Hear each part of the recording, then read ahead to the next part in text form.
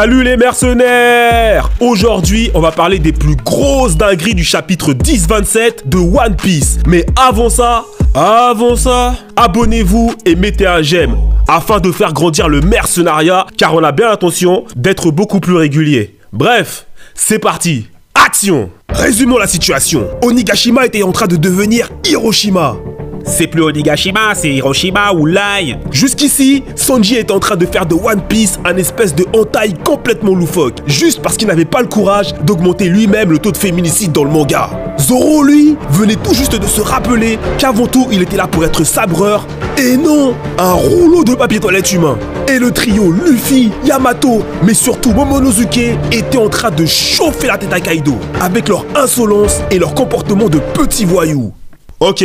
Là, on est dans le vif et il faut qu'on parle de Kaido, les gars. Parlons-en. Le tonton, il a affronté les plus grands, les Roger, les Oden, les Garp, à une époque où il n'y avait même pas les réseaux sociaux. Et là, t'as des petits dragons roses nés en 2004 qui osent le défier.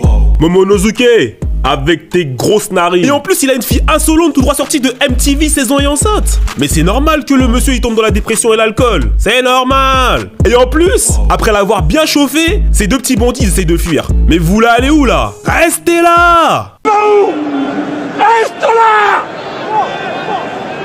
Plus loin dans le chapitre, on apprend une toute autre dinguerie. En fait, les dragons, ils ne volent pas. Ils font des marchés sur les nuages, comme les Browns en NBA. Ces bataradés, ils font des triples sauts sur les nuages, et ils font croire aux gens qui volent. Ça veut dire que même Doflamingo, quand il se prenait pour Miles Morales de nuage en nuage, c'était moins un escroc que eux. Ok.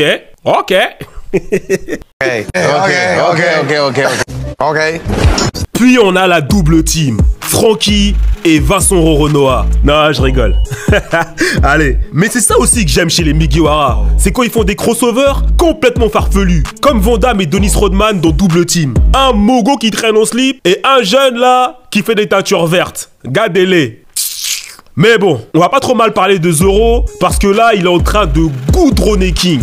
Jusqu'à il a fissuré son masque, comme Naruto quand il a boulardé Obito. Et on voit à travers le masque, en fait, le bouc.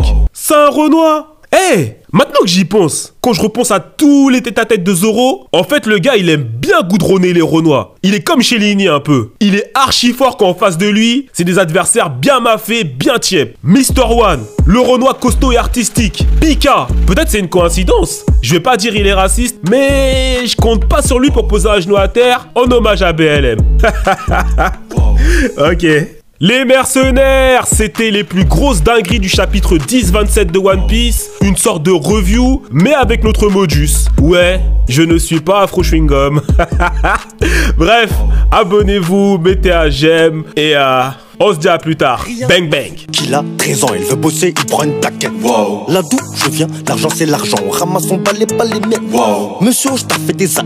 Wow. On est sous madame pratique le hardcore. Wow. Qui encaisse comme une machine, mon salaud. Je suis un chaman. Fume la G13, pas la beuh de Paname. Arrêtez pas là, dortez pas là. Des contacts dans le 13 et tu parles dans le 16. Tout dans les ghettos et dans les clips. Replace-toi, mon frère, passe-moi le mille père. Tu me donnes du bif, là tu m'esquives. Je suis pas en galère, mais ça fout les nerfs.